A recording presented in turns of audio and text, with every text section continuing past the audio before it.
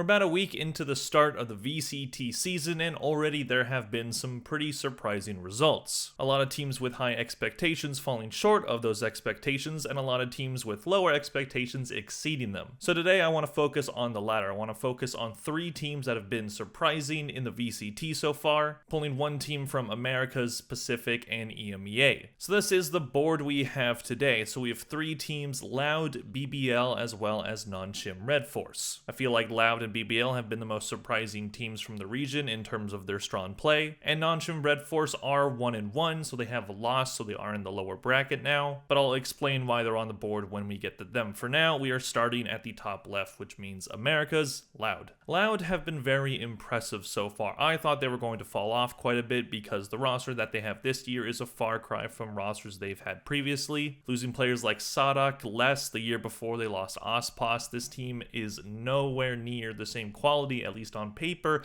as the Champions winning team back in 2022. However, they still have some very talented players that are returning, such as Kawazine, Tui's, and Pankata, and they brought in 2 new additions in Digizin and Vinny. We'll get to those 2 players later, but for now let's look at the 2 matches that they've played so far. Loud so far at the kickoff tournament have not dropped a map. The one thing that you could say to detract from their success is their opponents are not of the same quality as other teams in the bracket have been facing. They've had a fairly easy ride, but there's no such thing as a free win in the VCT, and beating those 2 teams in EG and Crew proves that they are better than them and possibly in the top half of the region when it comes to quality. Looking at map 1 against Evil Geniuses, already went through this in my America's recap video, so I'll keep the maps quick, but you can see that while they did have a pretty rough start at the beginning, only having an 8-4 at the half, so not the biggest lead, but definitely you want more on that attack side. They did the exact same thing to EG on their own defense side on that split, so it was advantageous of them to end on the defense half, and it worked out splendidly. They did bring the game into overtime after EG got to map point. EG were not able to close it out, and with just some amazing play from Digizin and Kawazine, especially just pulling this team to victory. Digizin was plus 14 on this map, and then moving on to Pearl, they had a much better attack half on this one. They won 5 rounds in a row after round 2. It did end up being even at the half, and then Loud had a very strong defense side on that Pearl. They just were stopping everything that EG was trying. Digizin not being as impactful on this map, but Vinny having a very, very good map for himself. 20 kills for the IGL there. So it wasn't the most dominant win. It still ends up being 13-10, so it was a pretty even match overall, but it showed that Loud can close out a game. It was 2-0. It was 2 close maps, but it was still a 2-0, so very impressive work from Loud here. And then they move on to face Crew, and this one was a much more dominant win. This one ended up being a score of 13-7, but their defense half on Haven was just insanely good. I think one thing you can say to detract from Loud's victory here is that Crew was just playing terribly on this map. Really did not look like they knew how to play Haven, a map that's been in the game since launch. 10-2 at the half for Loud on their defense side on a map like Haven. Very impressive there. Crew would win 5 in a row to try to mount a comeback. Wasn't enough, and all that really does is make the score a little bit closer for Crew and not make them look as bad as they actually played. And then Split was a bit more of an even affair, but Vinny and Digizin yet again showing that they were the right pickups for this team. 6-6 at the half on Loud's defense side. Then they take the pistol as well, winning both pistols, which meant that they could essentially just snowball into winning the whole match. This match against Crew definitely showed that Loud is a team to be reckoned with, that they were able to do this to a team that people definitely had some high expectations for, but Loud still have a very experienced roster with some new additions that are looking fantastic so far. Starting with Digizin, who right now is looking like at least top 3 duelist in the region. Don't know how long he's going to stay like that. He has been inconsistent in his career so far, but he's had a very good 2 games. In those 2 games, he went 78, 53, and 14 for a KD ratio of 1.47. Now the numbers are pretty low, so a KD ratio is going to be inflated, but still 1.47 over 2 games is just phenomenal. Then we have Vinny, their new IGL, showing that he might be another one of those IGLs that can both be really good at calling and frag out. 62 kills, 56 deaths, 42 assists for a KD ratio of 110. Very solid numbers for these new additions to this team. There was some questions when Loud picked them both up, but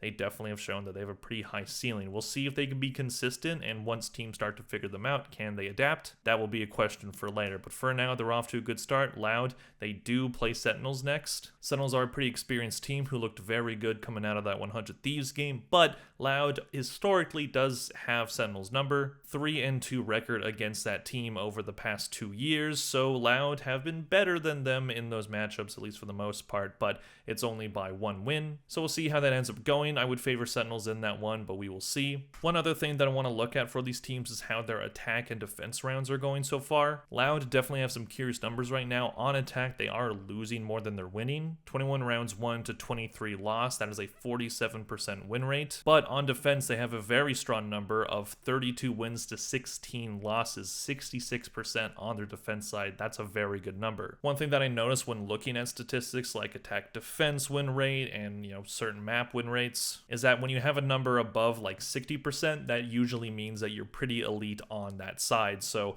Loud on defense right now are elite. On attack, there are some kinks to work out there for, but they've only lost 2 more rounds than they've won, so not that big of a deal. But if they can keep this defense side rolling and be really good at shutting teams down, then it shouldn't be a problem if their attack side is a little lackluster. We'll see how far Loud can go in this kickoff tournament. I am a little bit confident in their chances, not really against Sentinels, because Sentinels I think are a top 3 team in the region, but Loud have proved me wrong so far. So we will see with them. Let's move on to BBL. BBL Esports might be the most impressive looking team on this board so far. I said earlier with Loud that you could detract for them by saying that the opponents they faced haven't been very good. For BBL, you can't really say that. In their opening match of kickoff, they faced Giant X, who they beat 2-1. Giant X isn't an elite team or anything, but a team that did build a pretty decent looking roster on paper in the offseason. So while it's not an overly impressive win, especially because they beat them in the offseason a couple times, it's still good to show that they are at least at the top range of the middle of the pack. But then they face Fnatic, one of the most experienced teams and one of the best teams historically in the VCT, and they end up beating Fnatic 2-1, having a very good comeback win on that third map. We'll go through the maps now. Quickly touching on the Giant X game, we can see that there was some massive momentum shifts here. Both teams going on long winning streaks, Giant X with 4 in a row, BBL with 5 in a row, and then after BBL took the pistol, Giant X won 3 in a row. Looks like they could maybe close it out, but then 5 in a row from BBL. Very impressive work. Loon having a great debut map on this team on the Rays. He looked fantastic. We'll get to more with him later. And Haven would be a very close affair that BBL definitely had the ability to steal from Giant X. However, Giant X were able to tie the game and get it into overtime. But then on Pearl, BBL would establish dominance with a 13-5 win over Giant X. They won both pistols. They went on some long win streaks, especially in the second half, not allowing Giant X to get a single attack round. Sociable with a fantastic game on the chamber, 25 kills from him. Loon not having as good of a map, but still 13 kills on the Yoru, and he didn't have to do much when Sociable and Profec were just fragging out. And then we move on to the Fnatic game, where it looked like BBL was going to steal this one pretty quickly. 9-3 at the half for BBL, going on a 6-round win streak to end the first half. BBL doing a great job on their defense side to shut down the Fnatic attack. And while Fnatic would start to try to make this one a little bit close, they won 5 in a row. As soon as BBL stole the momentum back, they went on a good win streak. One thing that we're noticing about BBL in these games is they go on these long win streaks. They're a team that is able to snowball a lot and take the momentum and just get it going. They've been able to steal the momentum from the teams that they're facing. These are things that show this team is really resilient. Unfortunately for them, Fracture wouldn't go as planned. Fnatic were definitely establishing a bit of dominance here. 8-4 at the half, BBL not getting much going on their attack side. Then in the second half, Fnatic would win the pistol. They go on a good win streak and they're able to get done. And then we have Split, which ended up being a bonkers game to watch. 13-10 win in favor of BBL, and Fnatic had the lead. Usually in my videos when there's a 9-3 half, I say not a curse anymore, because for the most part, that whole 9-3 curse thing isn't really a thing anymore. Teams with a 9-3 lead usually are able to close those games out, but Fnatic,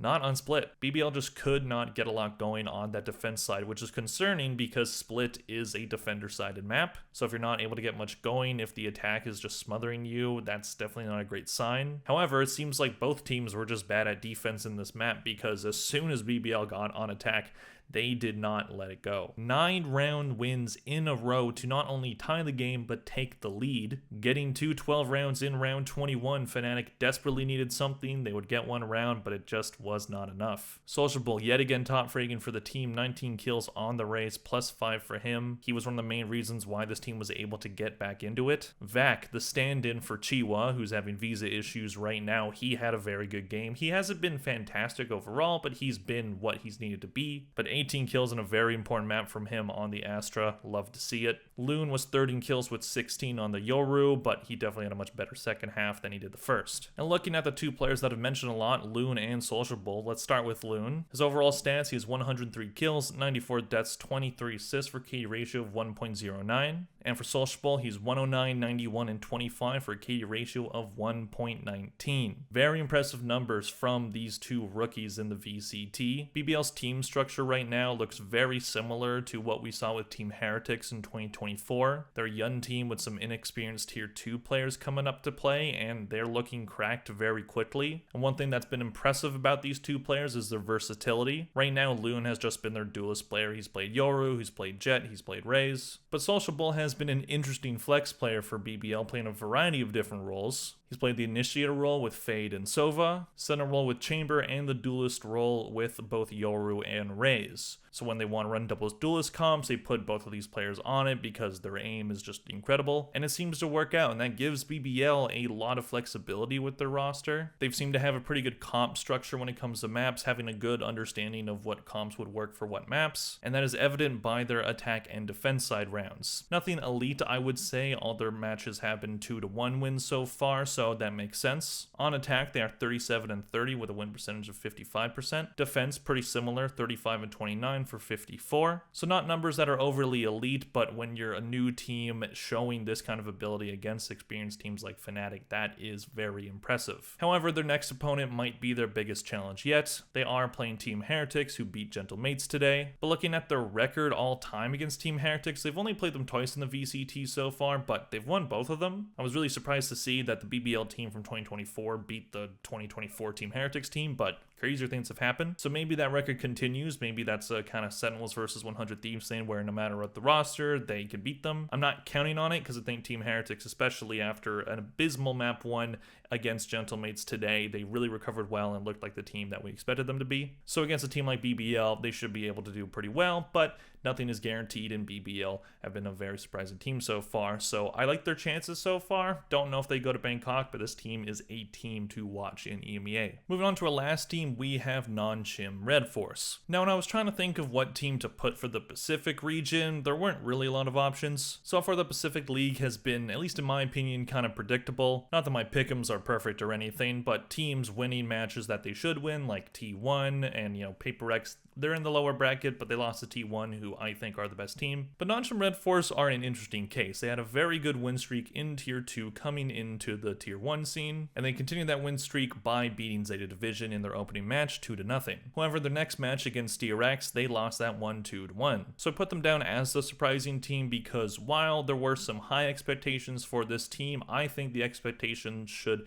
at least be a little bit lower than what I've seen. A lot of people rating them pretty high on power rankings and stuff, and while their play is very impressive, this is still an Ascension team. My prediction for most of the Ascension teams is they're going to struggle at least right off the bat. And so far, Nongshim Redforce have been impressive, and especially taking DRX to 3 maps, that's very good. They are looking better than what I personally expected them to be, but maybe it's disappointing for some people considering they lost against DRX. But we'll go through the maps here. In their match against Zeta Division, they took split 13-9. Both Persia and Ivy having impressive debuts on the Tier 1 stage. Dombi, who's definitely been inconsistent, had a rough map in this one, only 12 kills on the Neon. Their attack side was okay. They lost the pistol, which allowed Zeta to snowball a bit, but it still ended the half 7-5. And then Nongshim won the pistol, and they were able to snowball from there, winning 8 rounds on their defense side. Then on Haven, which was Zeta's pick, Nongshim showing once again that their attack side is quite good. 8-4 at the half, having the lead. They did lose the pistol again, but they were able to steal the momentum back. Persia and Francis continuing their strong play, 18 kills for both. Dombi once again at the bottom when it comes to rating, but he's still got 17 kills, so that might just be a deaths thing, but he is the duelist player, so it makes sense. But then we move on to their match against DRX, which was a pretty close affair overall. Starting on Lotus, it was a 13-11 win for DRX, so this one came down to the wire. Nongshim won the pistol, but as soon as DRX stole the bonus, they won 5 in a row, ending the half 7-5, but Nongshim did a good job on their attack side to not allow DRX to get a strong win streak going. However, as soon as Nongshim tied the game at 11, DRX were able to get the 2 rounds that they needed. Overall numbers for Nongshim not being terrible or anything, but only one of their players went positive, that was Margaret. And then opponent, Pearl, ended up being all Redforce. They won this one 13-6. Once again, a strong attack side from them, 8-4 at the half. DRX would take the pistol, but then 5 rounds in a row from Nongshim would end any hope of a comeback. Ivy and Francis once again being this team's more consistent performers. Persia not doing bad as well. Domby once again at the bottom. This guy, I guess VLR rating just really hates him